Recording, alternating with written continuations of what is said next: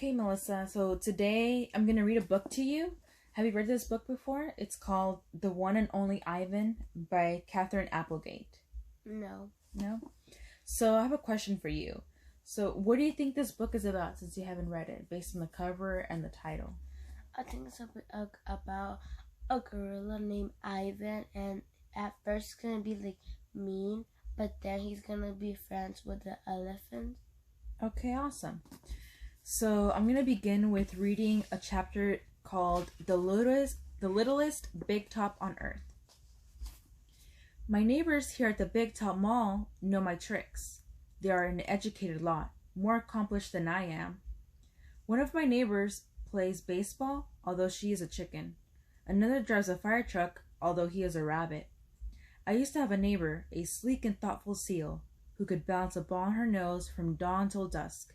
Her voice was like the throaty bark of a dog chained outside on a cold night. Children wished on pennies and tossed them into her plastic pool. They glowed on the bottom like a flat copper stones. The seal was hungry one day, or bored perhaps, so she ate 100 pennies. That's pretty crazy, right? That's crazy to only eat the pennies. That means that they weren't feeding her, right? Max said she'd be fine. He was mistaken. Mac calls our show the littlest big top on earth. Every day at 2, 4, and 7, humans fan themselves, drink sodas, applaud. Babies wail. Mac, dressed like a clown, pedals a tiny bike. A dog named Snickers rides on Stella's back. Who do you think is Stella? I think Stella is the elephant. Stella sits on a stool. It is a very sturdy stool. I don't do any tricks, Max says. Max says it's enough for me to be me. Stella told me that some circuses move from town to town. They have humans who dangle on ropes twinning from the tops of tents. They have grumbling lions with gleaming teeth and a snaky line of elephants, each clutching the limp tail from in front of her. The elephants look far off into the distance so they won't see the humans who want to see them.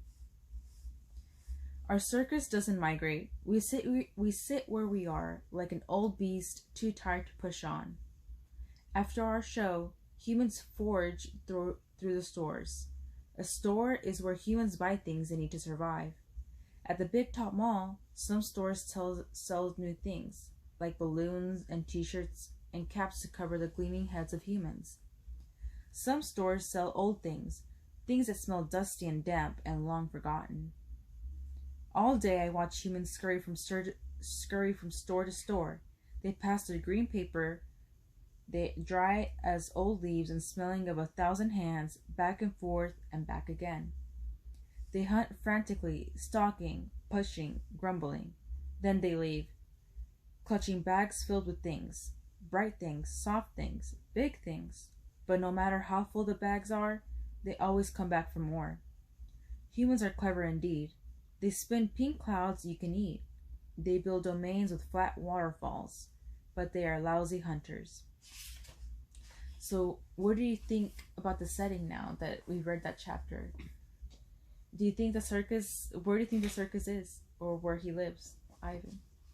Thinking about a circus, but like they don't treat him Good, yeah. And then he sees people shopping, so that means where does the setting is? It's in a mall, right? That's pretty crazy. What do you think about seeing animals at the mall? Okay, so the next thing is, the chapter's called Gone. Some animals live privately, unwatched, but that is not my life. My life is flashing lights and pointing fingers and uninvited visitors. Inches away, humans flatten their little hands against the wall of glass that separates us. The glass says, you are this, and we are that, and that is how it will always be. Humans leave their fingerprints behind, sticky with candy, slick with sweat. Each night, a weary man comes to wipe them away. Sometimes I press my nose against the glass. My nose print, like your fingerprint, is the first and last and only one. The man wipes the glass, and then I'm gone. The next chapter is called Artists. Here in my domain, I do not have much to do. You can only throw so many meatballs at humans before you get bored. A meatball is made by rolling up dung until it's the size of a small apple, then letting it dry. I always keep a few on hand. Do you know what the word dung means? It's another word to say animal poop. Yeah, so it's another way to say that. Then it says, for some reason, my visitors never seem to carry any. In my domain, I have a tire swing, a baseball, a tiny plastic pool filled with dirty water, and even an old TV.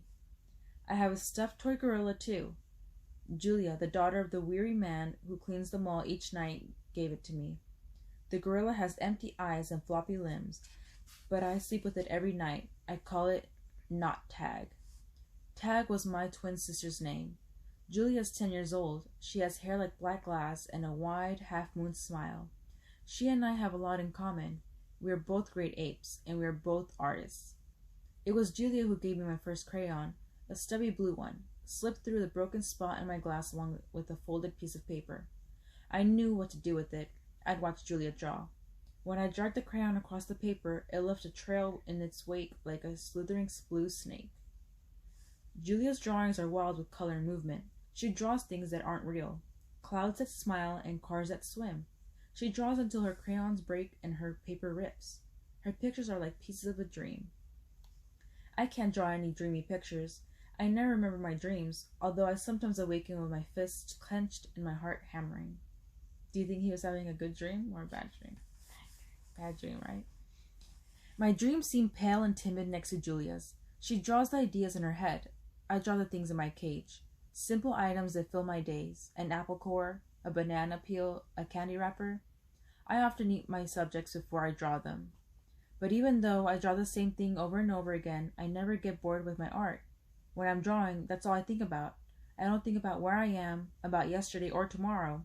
I just move my crayons across the paper. Humans don't always seem to recognize what I've drawn. They squint, cock their heads, murmur.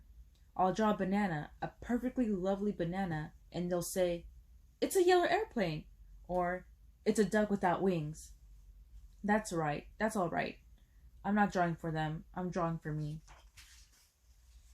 Max soon realized that people will pay for a picture made by a gorilla, even if they don't know what it is. Now I draw every day. My works sell for $20 a piece, $25 with the frame, at the gift shop near my domain. If I get tired and need a break, I eat my crayons. So here we have a picture of his drawings. What do you think? Would you buy a picture? No. Shapes and Clouds. That's the next of the name of the section. I think I've always been an artist, even as a baby, still clinging to my mother. I've had an artist's eye. I saw shapes in the clouds and sculptures that in the tumbled stones at the bottom of the stream.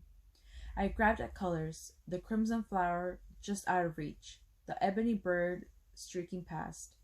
I don't remember much about my early life, but I do remember this. Whenever I got a chance, I would dip my fingers into cool mud and use my mother's back as a canvas. She was a painted soul, my mother. So he's kind of remembering a little bit about his past, right? Okay. Imagination. Someday I hope I can draw the way Julia draws, imagining worlds that you don't exist. I know what most humans think. They think gorillas don't have imaginations.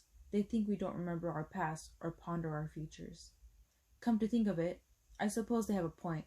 Mostly I think about what is, not what could be. I have learned not to get my hopes up. Do you know what the word pondered means? Ponder is another way, a synonym for the word think. So they think we don't remember our past or think of our futures. So that's what that means. The loneliest gorilla in the world. When the big tall mall was first built, it smelled of new paint and fresh hay, and humans came to visit from morning till night. They drifted past my domain with logs on a lazy river. Lately, a day might go by without a single visitor. Max says he's worried. He says I'm not cute anymore. He says, "Ivan, you've lost your magic, old guy. You've been a hit." It's true that some of my visitors don't linger the way they used to. They stare through the glass, they cluck their tongues, they frown while I watch my TV. He looks lonely, they say. Not long ago, a little boy stood before my glass, tears streaming down his smooth red cheeks. He must be the loneliest gorilla in the world, he said, clutching his mother's hand. At times like that, I wish humans could understand me the way I understand them. It's not so bad, I wanted to tell the little boy. With enough time, you can get used to almost anything.